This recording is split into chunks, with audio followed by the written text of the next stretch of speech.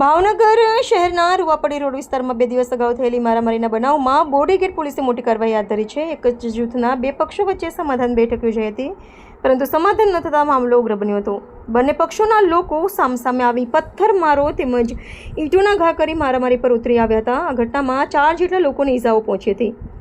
સમગ્ર બનાવને પગલે વિસ્તારમાં અફરાતફરીનો માહોલ સર્જાયો હતો. બનાવ અંગે બોડીગેટ પોલીસે બંને પક્ષોના કુલ 14 લોકો સામે ફરિયાદ નોંધી આગળની કાર્યવાહી કરતા 4 મહિલાઓ સહિત કુલ 11 આરોપીઓની ધરપકડ કરી છે, જ્યારે એક મહિલા સહિત 3 આરોપીઓ હાલ ફરાર હોવાનું સામે આવ્યું છે. પોલીસે ફરાર આરોપીઓને ઝડપી પાડવા ચક્રો ગતિમાન કર્યા છે અને વધુ તપાસ હાથ ધરી છે.